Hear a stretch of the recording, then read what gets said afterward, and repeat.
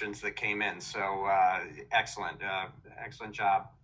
First question that came in, and I'll open it up to the group. What is Kia going to do with respect to more all-wheel drive allocation? Key markets are behind the curve in EV evolution because all-wheel drive isn't yet available.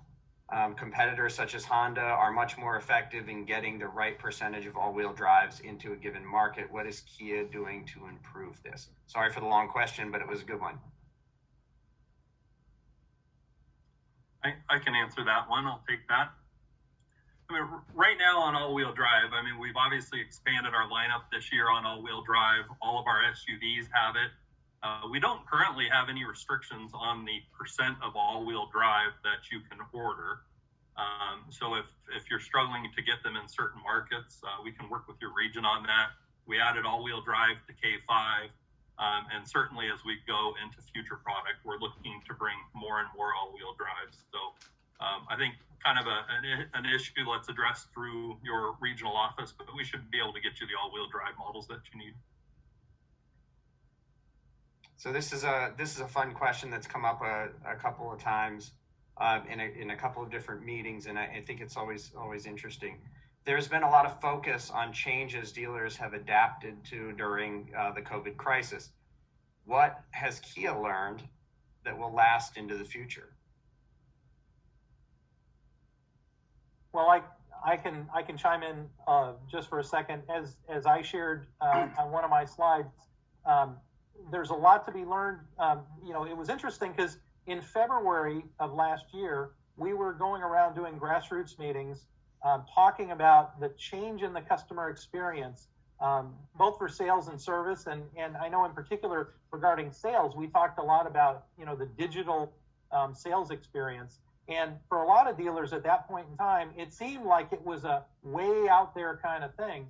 And the interesting thing was 30, 45 days later, it was required in a lot of states in order just to transact business and keep things going. So what we've learned is that,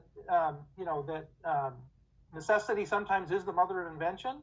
And there are a lot of good things that can come out of big challenges. I mentioned the service financing. I think digital retailing is another big thing. On the service side, a lot to do with touchless interaction through our service lane technologies and different things like that.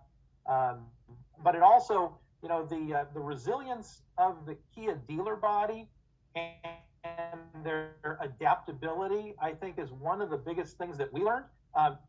You all are like street fighters, and you are very adaptable, and you're very understanding of what it takes to keep things going.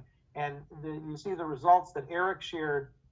We had a banner year as far as sales and all other aspects, and a lot of it was due to your ability and our ability to adapt quickly and to maintain that. So now if we can take some of those learnings, some of those really good things, continue to apply them, I think we'll be successful again in 2021 and 2022. Great. Thank you guys very much. Here's a question that came in, short one, but it's a really good one. Why did the pull ahead program get pulled away? I assume you're talking about lease programs, and I think the pull ahead program, it's an incentive tactic we use from time to time. If we have a lease bubble that's maturing in certain quarters and we want to pull some of that portfolio ahead, we'll utilize it. It's just not an ongoing incentive tactic that we use on an ongoing basis. But, our customers are usually in a good residual value position. They're trading cars in a little bit early from time to time. But we'll keep that in mind as we go into quarters this year and see when it's appropriate to do it. Great. Here's another question. And this actually will cover two, so I'm just going to lump one in with this question as well. It says, from a transparency standpoint, what can be done to enhance the communication regarding production restrictions, whether they're sourced from COVID, microchip issues, and other challenges? The dealer body hasn't been kept up to speed. And there was another question specifically around the semiconductor and microchips, and maybe you guys can, if there is any update you guys can provide, or if there is any impact, maybe just lump that in with your answer as well. Yeah, I think right now we know that inventory is light, and a couple of things have happened. One, we continue to outsell our business plan every single month. So we think we've got production right, and we overperform and over-deliver our business plan, and that's dragging down our supply a little bit. We did lose a little bit of production at the end of last year. There was a labor dispute in Korea, so one of the factories in Korea, we lost a little bit of production.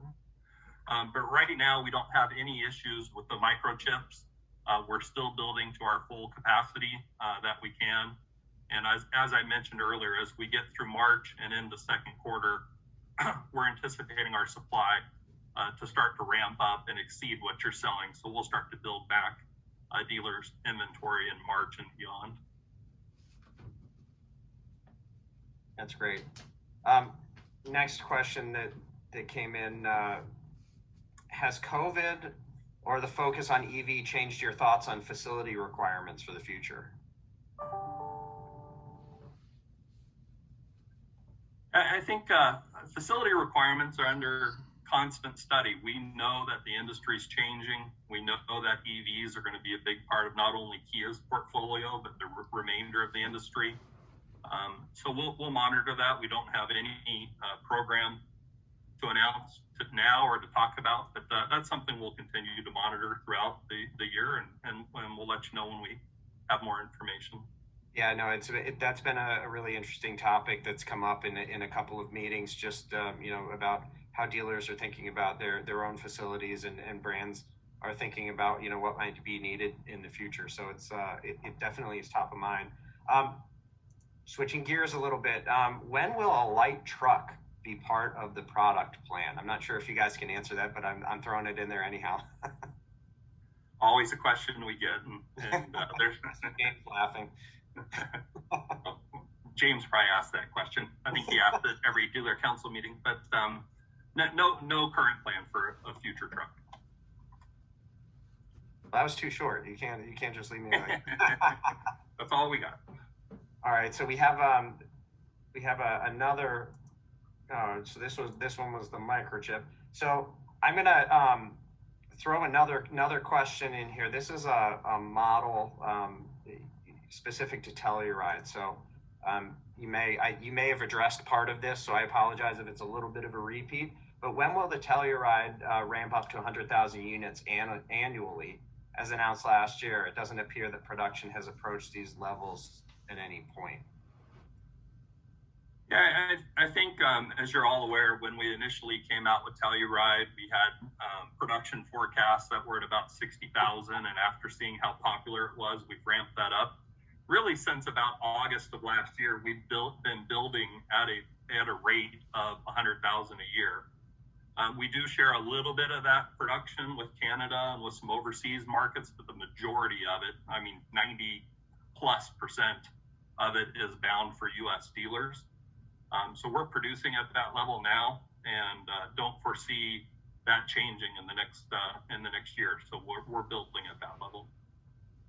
Great. I just wanted to bring up one other point. You guys mentioned at the beginning of your presentation about your participation in the NADA survey. As someone that comes and talks to you guys about the survey, and for the dealers on the line, you're actually I'm moderating this, but I also go out and deliver the results to Kia. You guys did a fantastic job getting out in front of dealers, and dealers did a fantastic job of responding. I just wanted to say thank you, first of all, and thank you to all the dealers on the line for responding.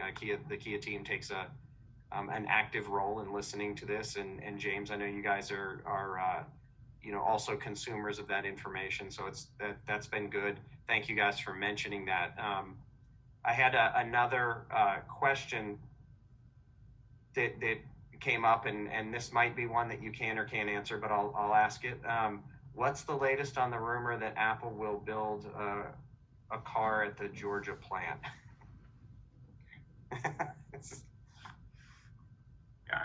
Honestly, we don't know anything more than the news stories that you've seen pop up. So on again, off again, we don't know anymore and don't have any other comment. Okay, great. Last question for everyone here before we wrap up.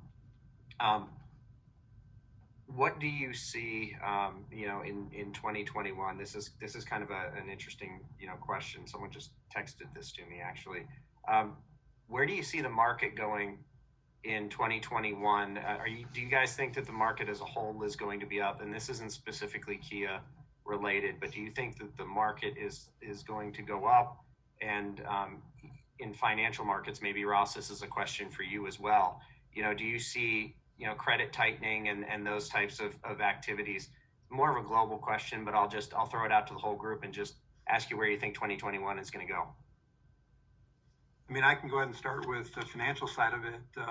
We're forecasting extremely low interest rates, at least halfway through 2021, and I think the new administration will support that. I would say, secondly, liquidity. So, we got to attract investors. Liquidity interest in the auto market is very, very high right now. So we've attracted all-time record lows in bond pricing and ABS. So the answer to the financial side, at least for the foreseeable future, is pretty darn strong. Great. And how about the car side, guys? You see sales up, down? I know no one ever wants to say down, but lighter or better than expected? I'll take that. I look, all the people that forecast the industry see a rebound from 2020, right? We had 2 or 3 terrible months when COVID started an industry. We expect it to go up, so it'll be higher than last year. We've had a robust industry for the last 10 years, and we expect to continue to be robust in 2021. And Kia, we've had momentum. We've been performing well. We expect to outperform the industry again in 2021 and grow. So I think that's something the dealers can take comfort in, that the industry is going to be robust and Kia will again outperform the industry in 2021. Well, great. I wanted to say thank you on behalf of NADA. Rob Cochran, who's our industry relations